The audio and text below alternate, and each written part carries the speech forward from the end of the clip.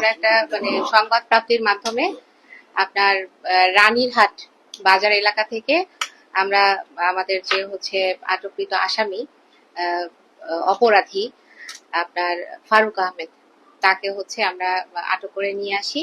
যে তার ছিল অভিযোগ ছিল যে সে বাজারে হচ্ছে জাল টাকার মাধ্যমে হচ্ছে তার নিত্য প্রয়োজনীয় জিনিসপত্র কেনাকাটা করছে। তো জনগণের এটা হচ্ছে দেখে সন্দেহ হওয়াতে তারা তাকে আটক করে আমাদেরকে সংবাদ দিলে আমরা হচ্ছে সেখানে গিয়ে তাকে নিয়ে আসি আমাদের থানায়। নিয়ে আসার পর আমরা হচ্ছে তাকে নিবিড়ভাবে জিজ্ঞাসাবাদ করি।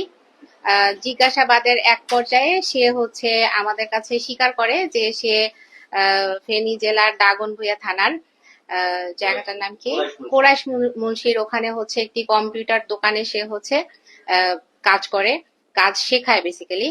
এবং সে হচ্ছে একটি এক রুমের একটি বাসা ভাড়া নিয়ে থাকে ওখানেই পাশেই। সেখানে তার হচ্ছে এই যে জাল টাকা তৈরি করার কাগজ, তারপর হচ্ছে যে দোকানে বসে করে সেই দোকানের ঠিকানা এবং হচ্ছে এই বিষয়গুলো আমাদেরকে অবগত করলে আমরা হচ্ছে তাৎক্ষণিকভাবে সেখানে চলে যাই। যাওয়ার পরে প্রথমত তার বাসা থেকে তার হচ্ছে বিভিন্ন যে টাকা ছাপানোর টাকার যে হচ্ছে A4 সাইজ পেজের মধ্যে এইগুলা হচ্ছে পাই। এবং সে এই টাকাগুলাকে হচ্ছে মসৃণ করার জন্য এটার উপরে আবার হচ্ছে মোম পালিশ করে।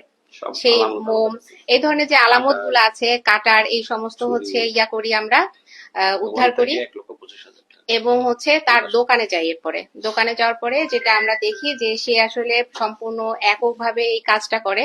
তার পেন ড্রাইভের মধ্যে হচ্ছে সে তার এই ডকুমেন্টসটা যে গ্রাফিক্স ডিজাইনটি করেছে সেটি রেখেছে এবং সে যখন একা হয় তখন আসলে হচ্ছে সে ওই টাকাগুলা হচ্ছে প্রিন্ট করার কাজটা করে।